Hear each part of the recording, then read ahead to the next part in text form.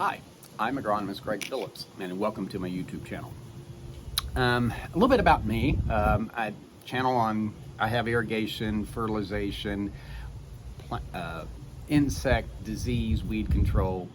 What I'm putting together here is information based on my education. I'm an NC State graduate in agronomy, 30 years experience in golf course maintenance and construction.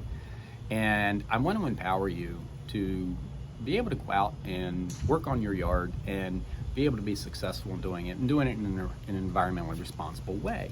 So something came up in one of my group that I'm a member of on Facebook, and it was scalping Bermudagrass. I manage grass in the Carolinas, specifically the Raleigh-Durham area, Bermudagrass 419.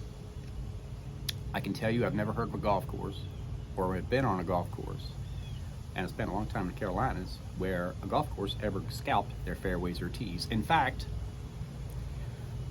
we generally raise our mowing height from a 1/2 inch to a 5/8 of an inch in the winter, just to give it just a little bit more blanket for winter survival. But what has prompted this video, and my concern is there were people on Facebook giving recommendations to folks out west going through this heat and drought stress and telling them to scalp their yard. I can tell you there's absolutely no agronomic reason to scalp your yard. I have heard thatch removal. I'll get into that in a minute.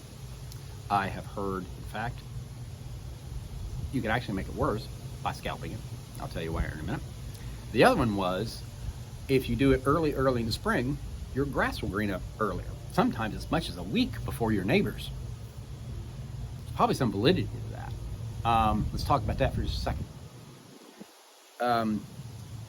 You could, because you are taking off that topical growth, and the sun which is fairly strong in late March.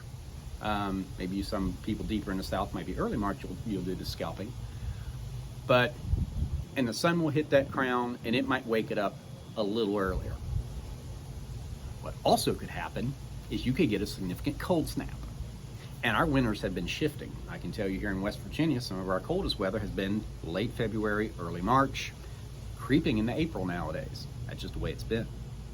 You could go out and you could scalp your yard, and you can get temperatures down in the teens, and if you don't have a snow cover and the wind starts blowing, you can damage your grass. Because what it is it's a Bermuda grass out of my yard. On grass, zoom in on you here.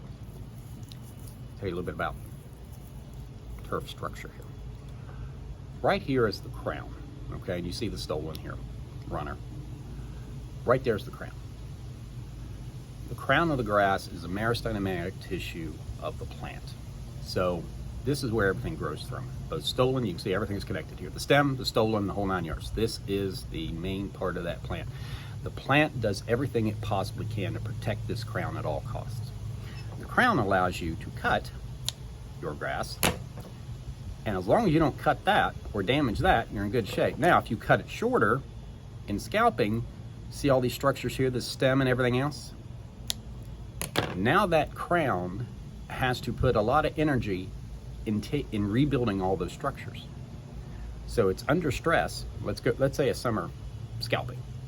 It's under stress, heat or drought, and you go through, and now you're telling that crown, okay, now build everything back. Everywhere that I have ever heard of, mowing is actually detrimental to the turf, because when you cut the grass, you are creating an injury when you're cutting.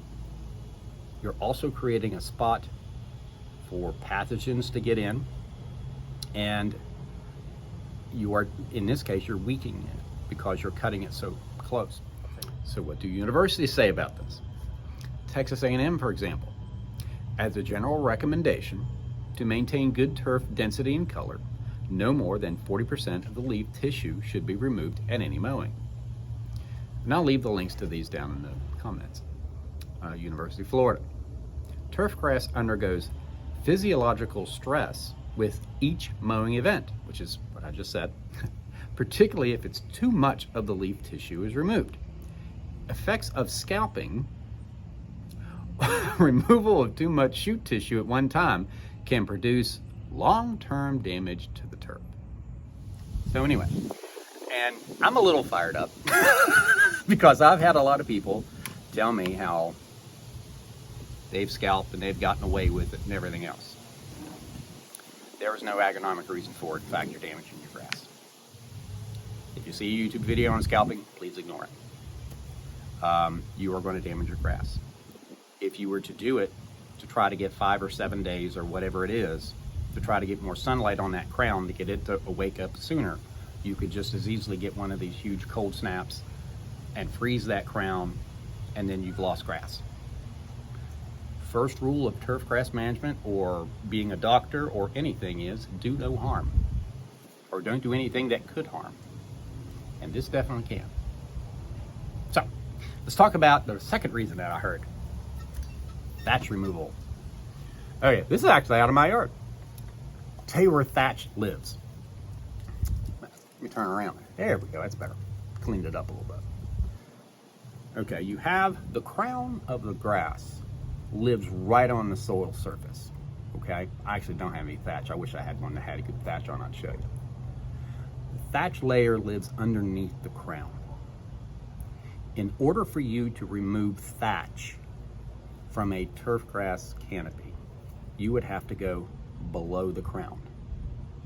This is why when you dethatch, you have these fingers or these blades that go down and they go into the dirt a bit and they pull up thatch. So mowing is not going to remove any thatch. If it is, you're also removing the crown and basically removing your grass. So thatch don't live where you mow. It doesn't. Anywho, so those are the only two main reasons. Now, how can it increase thatch? Well, if you take these structures, these really thick structures, if you just cut this grass, and as you do, that's not a whole lot of tissue. And plus that tissue is fairly small and easy for bacteria to deal with and break down. If you on a regular basis, I've heard one guy do it 3 times a year, come through and cut this thicker material off, this stuff is thicker and it'll take longer to break down. So if the bacteria can't break it down and you keep on adding and adding this thick bacteria, this thick material to your soil or to the surface, it's not going to break down, and that actually your scalping is actually increasing your thatch problem, which is what you're supposed to be, which is not true, getting rid of. So anyway, the reason why I get passionate about this is look, this is your home. This is your major investment, and you're putting time out there. And most of you, about all of you are probably watching this video because you enjoy doing it. And then go out and do something, as I said in, I think, my herbicide videos. I mean, once you lose grass, you've lost it for a long time. At minimum of, if you seed immediately behind whatever damage you've done, you're 2 weeks away from getting something back that looks half decent. And probably, if it's in the middle of summer, you're probably 2 or 3 months. It's not a wall that you can go out, I don't like that color. I'll go get some paint and come back and paint it, and it's, 3 hours, you're done.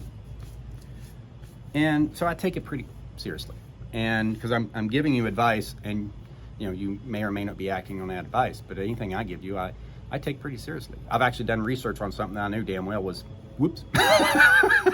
that I knew darn well was horse hockey.